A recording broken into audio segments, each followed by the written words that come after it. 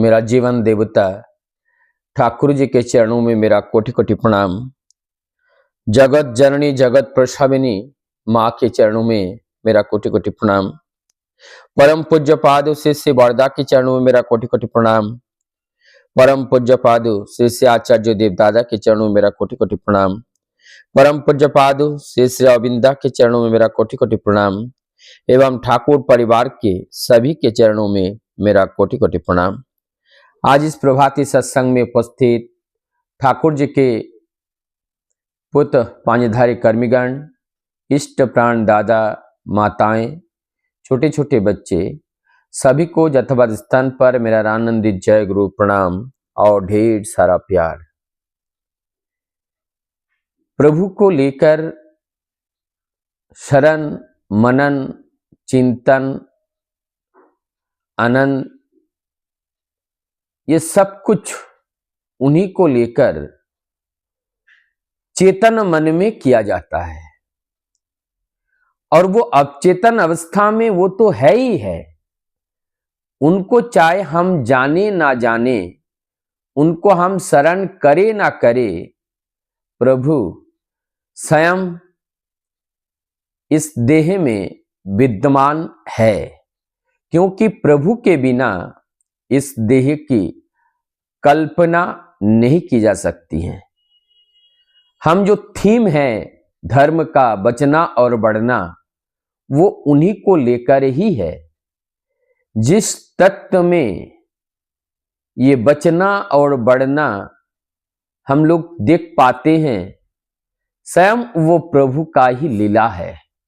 और उस लीला का उपभोग करने का हम सब का सौभाग्य होते हैं। आज बहुत सुंदर सुंदर सभी लोगों ने अपना अपना दायित्व निभाते हुए प्रभु के उस मधुर जो सुर में सुर मिलाकर सभी लोगों ने प्रभु का उस गुणागुण कीर्तन किए हैं। और इस कीर्तन रूपी गंगा में डुबकी लगाने का सौभाग्य मुझे प्राप्त हुआ है। ये भी परम सौभाग्य की बात है। निरंतर वही बात याद आती है, विनम्रता, शालीनता, ये हमारे व्यक्ति जीवन के चरित्र का चरितार्थ जो हमें परिवार, परिवेश और समाज में किरण की तरह बिखरती है, वो हमारा स्वभाव है।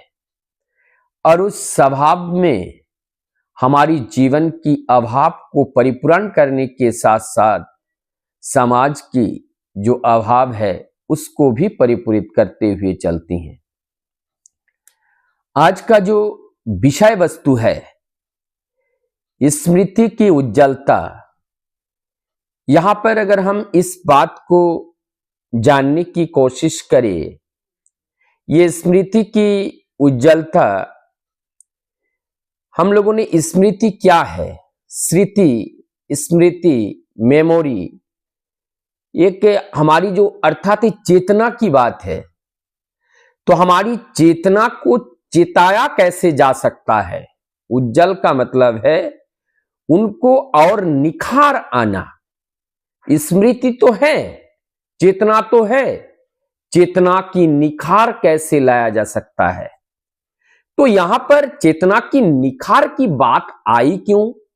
इसका मतलब है ये चेतना के ऊपर कोई ना कोई पर्दा पड़ा हुआ है।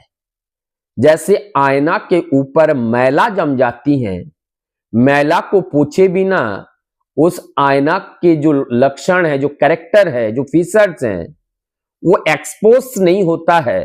अर्थात मैले दर्पण के सामने खड़े हो जाओ, प्रतिबिंब नहीं बनाती है। तो अगर प्रतिबिंब बनाना चाहते हो या अपने को सुंदर बनाना चाहते हो और अपने की देह से मैल को हटाना चाहते हो, तो सबसे पहले मैल उस दर्पण के ऊपर से हटाना पड़ेगा। क्योंकि दर्पण के ऊपर से बिना हटाए मैल जो हम अपने चेहरा को स्पष्ट रूप से उस आईना में देख नहीं सकते हैं। जब आईना में हम अपने को देख नहीं पाएंगे तो अपने को सुधार हम कैसे करेंगे।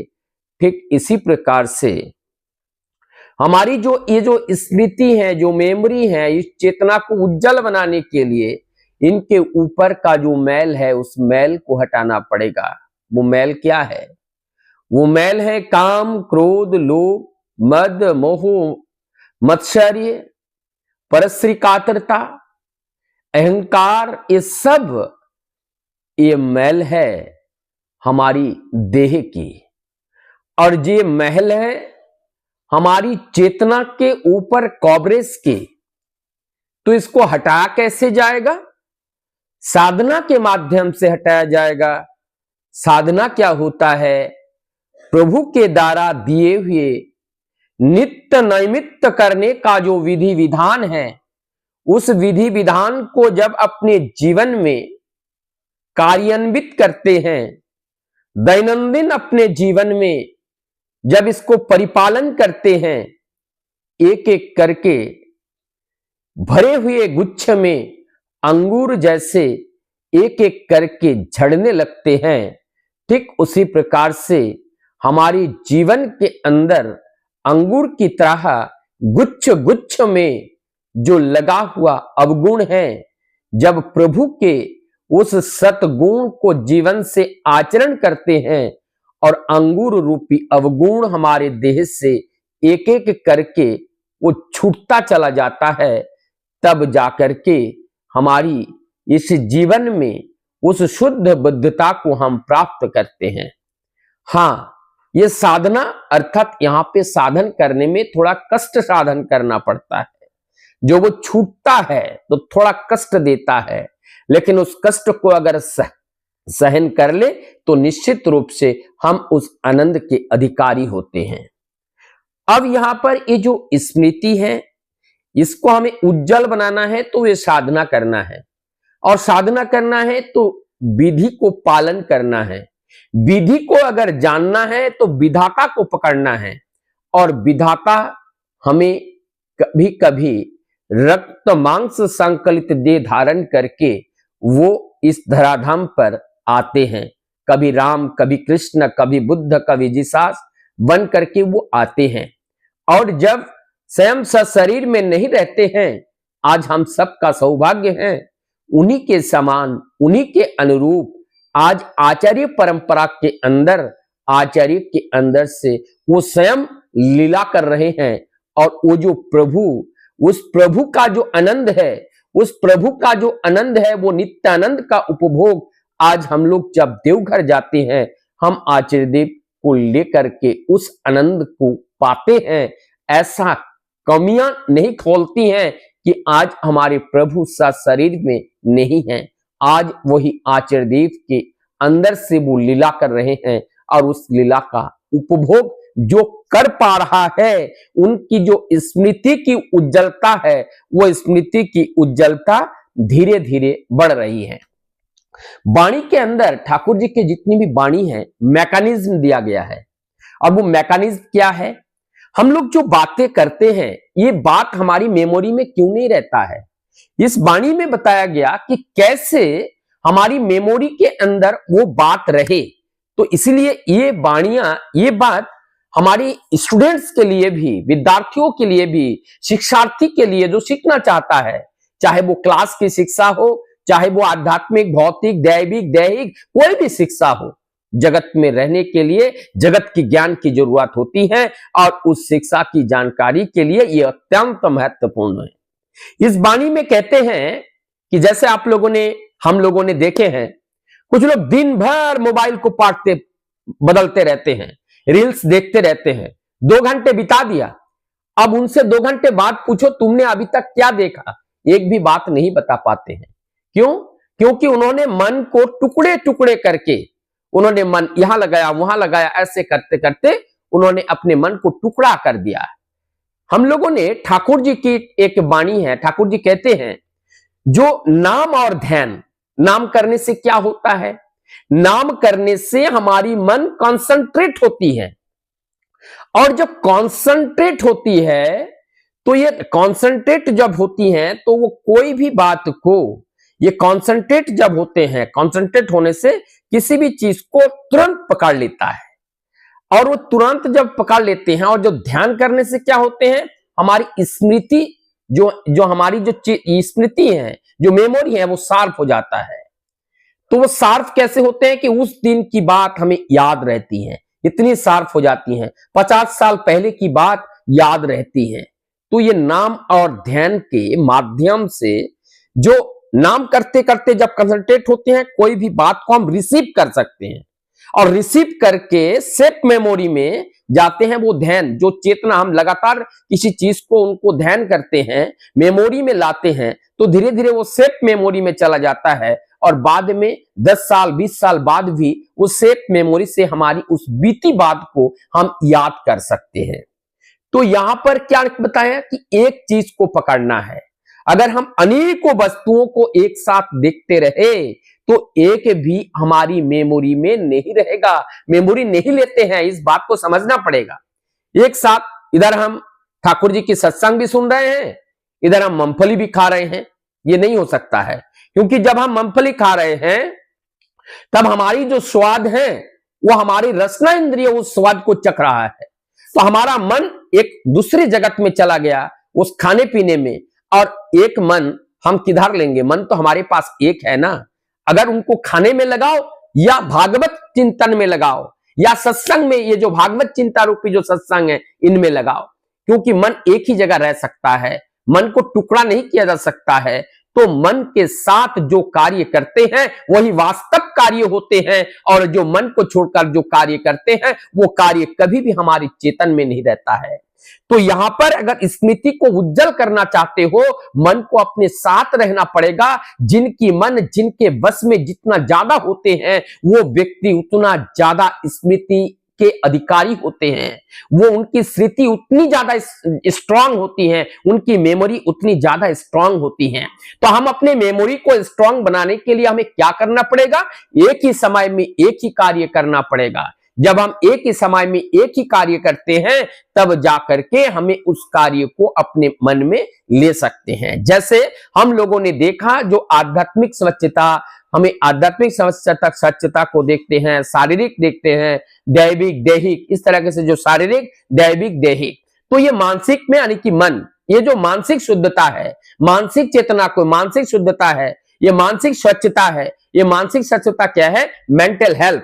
मेंटल हेल्थ के लिए हमें एक को पकड़ना पड़ेगा। जब हमारे एक हमारी रिमेंबर में हो जाए, एक हमारी एक कंट्रोल हो जाए, तो फिर दूसरा पकड़ो, एक कार्य करो, उसके बाद उसको समाप्त करके दूसरा करो। तो इस तरह से जब करते हैं हमारी मेमोरी निरंतर बढ़ती चली जाती है। और अगर ऐसे ना करके हम अगर इसको पकड़ा उसको पकड़ा तो क्या हो जाते हैं, मन की विकृति हो जाती है, और मन की विकृति से क्या हो जाता है, मानसिक रोग हो जाते हैं। मानसिक रोग से क्या होते हैं, एंजाइटी होते हैं, डिप्रेशन होते हैं, फिर उसमें से बहुत सारे हिस्ट्री अभी आ जाती हैं, इंसोमेनिया हो जाते हैं, बहुत सारे कॉम्प्लिकेशन हो जाते हैं, और बाद में हम डिप्रेशन में आकर के हम अपने जीवन को सहा कर देते हैं। तो अगर आज हमने ठाकुर के विचार को थोड़ा सुना, फिर इनको सुना, उनको सुना, सुनना अच्छा है, लेकिन किसी को भी हमने ठीक से नहीं सुना, सब में हमने अपने टाइम बिताया, तो हमें कुछ नहीं सुनना होगा, अगर कुछ नहीं जानना होगा। हमारी ये जीवन है, इस जीवन को किसी इस कार्य में लगाएं, उस कार्य में लगाएं, मुझे लगता है अनंत जीवन हमने इस तरह से गवाया, और आपकी बार जो जीवन मिला है, और इसको ऐसे वैसे करके हमें गवाना नहीं है। हमें परम पिता की राह को पकड़ना है, और परम पिता को राह को पकड़ करके उनके निर्देश को इस शरीर से पालन करते हुए हमें चलना है। देखते हैं जीवन में क्या आनंद आता है, क्या दुख आता है, उस चीज को हमें देखना है। इतना दिन तो, इतना जन्म तो हमने बिताया, इतना जन्म तो हमने दिया, तो क्या हमने जीवन में क्या पाया, हमने कुछ नहीं पाया। तो एक जन्म, परम दयाल श्री ठाकुर जी कहते हैं, कम से कम एक जन्म तो आप मुझे दे करके देखो। या एक जन्म, अब तो इतना दिन बीत गया, अब तो एक जन्म भी नहीं है, जितना शेष है उतना तो कम से कम प्रभु के चरण में समर्पण करो। उतना अभी अगर हम नहीं कर पा रहे हैं, उसमें से भी हम अगर कटौती कर रहे हैं, ये तो ठाकुर जी के साथ नहीं, अपने साथ ही बेईमानी होगा।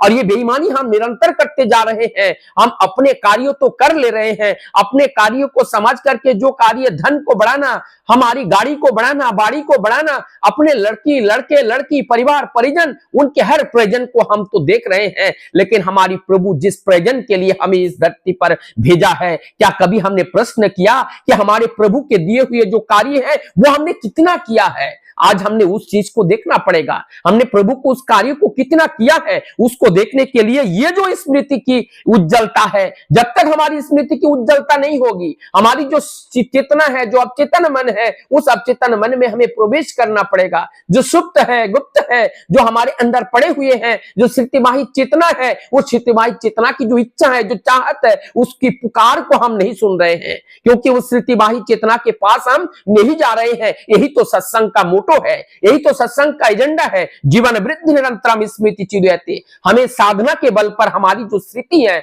हमारी जो चेतना है, जो एग्जिस्टेंस है, अस्तित्व की जो पुकार है, उस पुकार को हमें जानना पड़ेगा, और पुकार को जान करके वही प्रभु का कार्य है, वही प्रभु का निर्देश है, जो हमारी एग्जिस्टेंस, हमारी अस्तित्व की पुकार है। अस्तित्व की पुकार क्या है? बचना और बढ़ना। अस्तित्व की पुकार क्या है? आनंद पाना, आनंद देना। तो ये आनंद पाना, आनंद देना, क्या हम आनंद में हैं? क्या हम लोगों को आनंद वितरण कर पा रहे हैं? यदि हम आनंद में हैं, आनंद वितरण कर पा रहे हैं, तब तो ठीक है। यदि उस परमानंद के स्वाद हम स्वयं नहीं चख पाए, तो हम दूसरे को कैसे चखाएंगे? तो उस स्मृति को उज्जवल जब होती है, अर्थात हमारी स्मृतिवाही चेतना को हम जान जाते हैं, जब उस स्मृतिवाही चेतना को जब जान जाते हैं, तब हम अपने जीवन के उद्देश्य को परिपूर्ण कर पाते हैं। यहां पे लास्ट में एक बात और कहते हैं, स्वस्थ यदि सुंदर रहे, healthy mind is healthy body.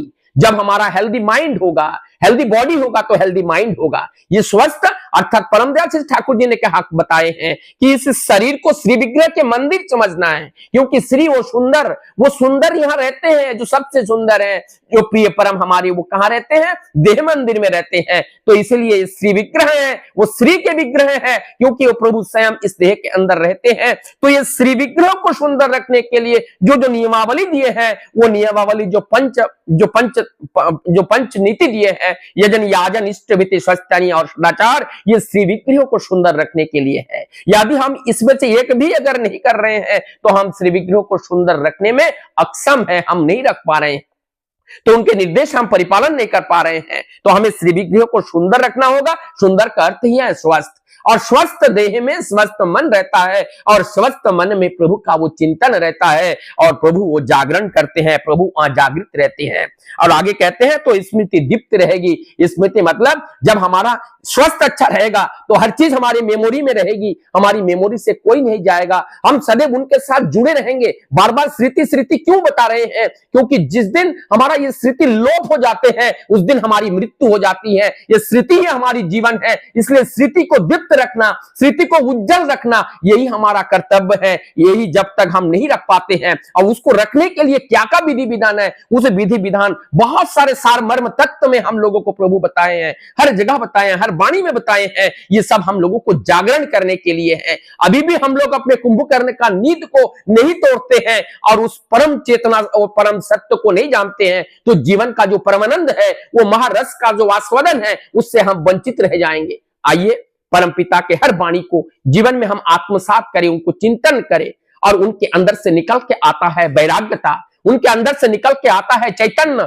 उनके अंदर से निकल के आता है हमारी संन्यास। ये सब आते हैं, और उन्हीं के रस के अंदर से आते हैं। वो तो सभी रसों का एक रस है, वो परमानंद है, वो परम रस है। उस रस का आस्वादन जब हम कर पाते हैं, निश्चित रूप से हम महाआनंद के अधिकारी होते हैं। सबकी मंगल प्रार्थना परम दयाल के चरण में करता हुआ मैं अपने बातों को यही विराम देता हूं।